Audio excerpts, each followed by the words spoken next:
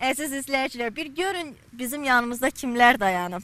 Ağdamdan gəliblər Naxçıvana, öz gözəl ifalarını sizə təqdim etmək üçün. Son zamanlar ifaları ilə necə deyirlər, trendə çevrilib əslində onların ifaları, mahnıları. Hər kəs tərəfindən sevilir. Həm qardaş Türkiyədə, həm Azərbaycanda, sosial şəbəkələrdə olduqca sevilən, seçilən Habil müəllim və tələbələri bizimlədir. Bir gürültülü alqış istəyim onlar üçün. Gəliniz, alqışlayaq.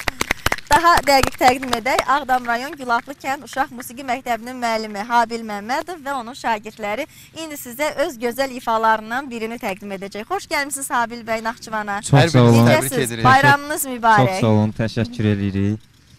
Həmişə belə gözəl günlərdə görüşək. Şükür Allaha bugün üçün gəlmişik bu gözəl diyara. Bizə çox böyük diqqət olunub həmişə. Çox sevinirik həqiqətən. Bugünkü burada bu şənlikdə biz də iştirak edirik. Hələ bu harasıdır Habil müəllim? Biz sizinlə bağlı geniş bir proqram hazırlayacağıq, veriliş hazırlayacaq növbəti günlərdə. Biz də sizi təbrik edirik. Ağdama salam göndəririk sizin vasitənizlə. Elə bu bayram sevincini bizimlə bölüşdüyünüzə görə gəlin, gözəl bir ifa işlək sizdən. Səhnə sizindir, buyurun. Buyurun.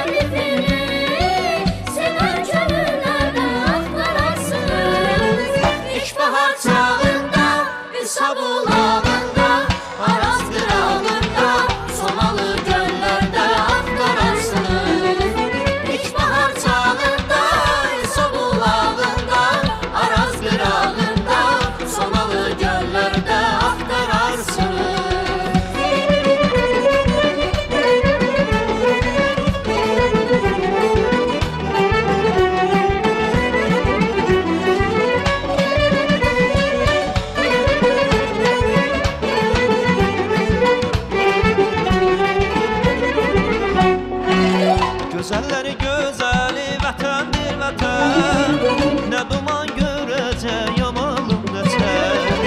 Gözəllər gözəli vətəndir vətən, nə duman görəcək yamalım nəçər.